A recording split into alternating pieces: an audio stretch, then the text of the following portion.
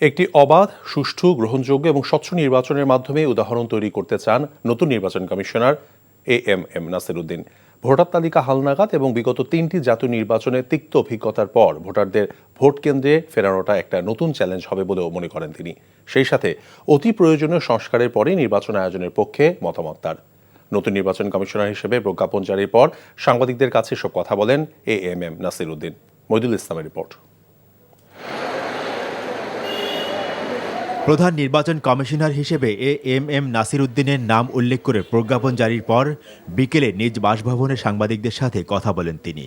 এ সময় তার বক্তব্যে উঠে আসে সামনের দিনগুলোর নানা চ্যালেঞ্জের কথা। সবচেয়ে বড় চ্যালেঞ্জ হচ্ছে ভোটারকে নির্বিঘ্নে তার পছন্দের প্রার্থীকে ভোটদান করার যে একটা ব্যবস্থা করা, এটাই সবচেয়ে বড় চ্যালেঞ্জ। সেটা আমরা করতে চাই, একটা free, fair and credible election. সেটার জন্য যা যা করা দরকার আমি সর্বোচ্চ শক্তি দিয়ে চেষ্টা করব এবং সবার সংশ্লিষ্ট সবার সহযোগিতা নিয়ে আমি ইনশাল্লাহ কামিয়াব হব, সে কনফিডেন্স আমার আছে। বিগত আওয়ামী লীগ সরকারের অধীনে পরিচালিত বিতর্কিত 3টি জাতীয় সংসদ নির্বাচনের অভিজ্ঞতার কথা তুলে ধরে নতুন সিইসি বলেন, অতীতের ভুল থেকে শিক্ষা নিয়ে কাজ করবে নতুন কমিশন। মানুষ তো জানে সবাই কি হয়েছে, 14টা জানেন, 153টা আনকনটেস্টেড হয়ে গেছে। 18টা দেখেন যে সবাই বলেন যে আপনারাই তো বলেন যে রাতে ভোট হয়ে গেছে, তাই না? 24টা কি আপনারাই বলেন কি দামি নির্বাচন, আমি নির্বাচন, এই ধরনের নিত্য নতুন টার্ম বাংলাদেশে আবিষ্কার হয়েছে কিন্তু ভোটকে কেন্দ্র করে। তো এই জিনিস I don't want to make the election system a farce.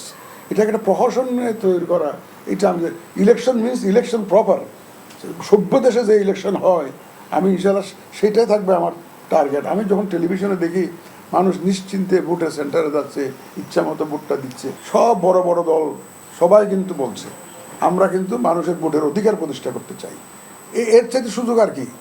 তারাই তো বলছে আমরা চাই। আগে তো রাজনৈতিক দলগুলাই গুণমাল করতো। এক দল যিনি ক্ষমতায় আছেন উনি বলতেন যে ভাই আমার ভোট আমি দেবো, তোমার ভোট তুমি যা করো করে এদিকে আর না। কিন্তু এখন তো সেরকম না, এখন তো সবাই তো বলছে যে আমরা সুষ্ঠু নির্বাচন চাই। এর চাইতে বড় অ্যাসেট আর কি? তাদেরই তো দাবি, তাদেরই দাবি। সুতরাং আমি তাদেরকে বলবো যে আপনারা যখন চান তাহলে এই করেন। নির্বাচন কেন্দ্রিক অতি প্রয়োজনীয় সংস্কারের পরে নির্বাচনের সময় ঘোষণা করা হবে বলে জানান এএমএম নাসির উদ্দিন। নির্বাচন রিলেটেড রিফর্মস কিছু করতে হবে, সেই রিফর্মসগুলো কি কি আমি গিয়ে বসলে যখন দেখবো, আমি স্টক টেকিং করবো, তখন দেখবো যে না আমাকে এই জিনিসগুলো, ওই জিনিসগুলো করতে কতদিন লাগে। আবার রিফর্মস কমিশন একটা করছে, ইলেকশন কমিশন, রিফর্মস কমিশন কি কি সাজেশন দেয়, তো ওগুলো দেখে ওই যে কদিন লাগে ওটা শেষ না করে আমরা কিন্তু প্রস্তুত হয়ে থাকবো। এটা হবে আমার ফার্স্ট প্রায়োরিটি। ইলেকশনের জন্য যাবতীয় প্রস্তুতি আমরা যত দ্রুত সম্ভব নেব, সাবজেক্ট টু ওই যে রিফর্মস কমিশনের রিপোর্ট পাওয়ার পরে, বা আমরা যেখানে যেখানে হাত দেওয়ার দরকার এগুলো করার পরে সেটা করবো।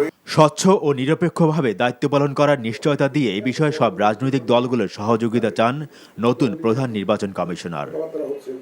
মইদুল ইসলাম, এনটিভি নিউজ, ঢাকা। চুলতা কবেকার অন্ধকার বিদিশার দিশা, মুক্তার শ্রাবস্তির কারুকার্য। চেষ্টা করবেন রাত 9টার মধ্যে বাসায় চলে আসার।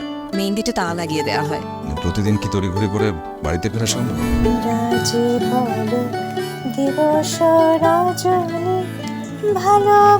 একটা কথা বলতে চাই, তুমি ভীষণ সুন্দর গান করে। প্রেম পেরোলো অনেকগুলো মাস, ভালোবাসা মেখে আজ তুই অভ্যাস। তুমি আমি এসে খুব সমস্যায় ফেলে দিলাম, তাই না? আসলে গাছ আর সম্পর্ক দুটোই একই রকম, জীবন্ত রাখতে হলে যত্ন নিতে হয়। ভালোবাসার বিষয়টা আপেক্ষিক, এক একজনের কাছে এক এক রকম।